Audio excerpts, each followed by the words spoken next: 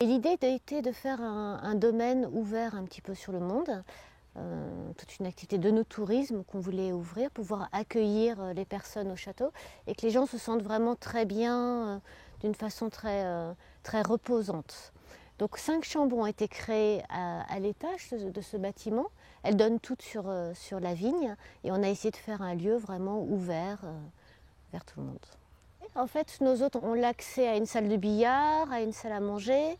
On a 5 chambres à l'étage et puis on a 3 salons, dont 2 qui sont réservés chaque mois à des expositions tournantes. C'est vrai que les Picards ont fait le parti pris de mettre des meubles d'artistes contemporains, donc on n'a que des meubles de créateurs essentiellement.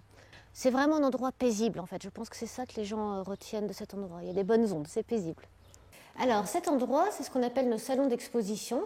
C'est gratuit pour les artistes d'exposer ici, c'est gratuit pour toutes les personnes qui veulent venir au château, bien sûr, de voir ces expositions tous les jours de 10h à 18h toute l'année.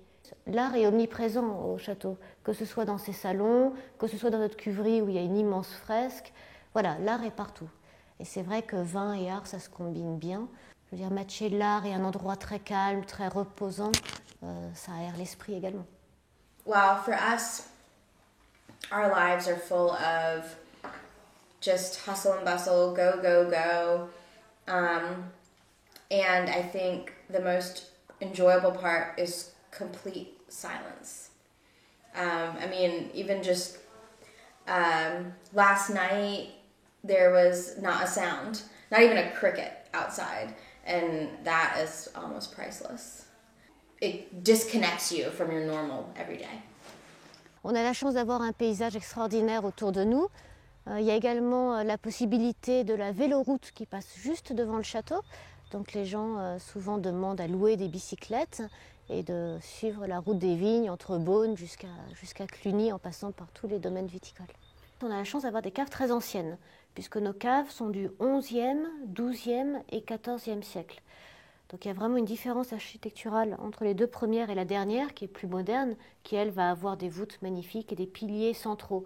Là on est dans les caves les plus anciennes, elles sont un peu rustiques du coup en comparaison. Donc les personnes qui vont venir au château vont traverser ces caves avec moi-même ou avec mes collaborateurs et on va leur expliquer tout l'élevage des vins, le choix des bois, le travail du tonnelier, avec quelle chauffe on va travailler, tout cet élevage en fait très particulier des vins en Bourgogne.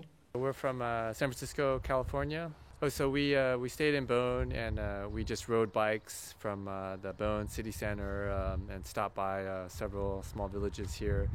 And we saw in a travel guide that this was a great tour to come to visit and to drink some wine as well. And it was, yeah, we definitely enjoyed it. It's very informative.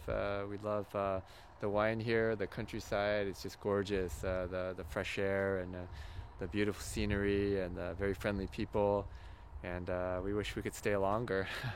En 2004, on a ouvert notre partie accueil no touristique ou accueil aux touristes, donc qui n'existait pas avant. Et ce qui est sympa, c'est qu'aujourd'hui le château, les gens du village se le sont appropriés, parce que quand il y a un mariage ou qu'ils ne veulent pas faire dans la salle des fêtes ou une animation pour le village, ils demandent à le faire au château.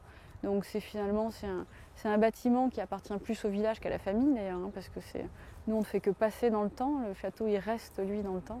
Donc c'est le remettre au goût du jour, le rénover pour que ça profite à tous, à nous, mais en tout cas que ça rayonne un peu plus que localement.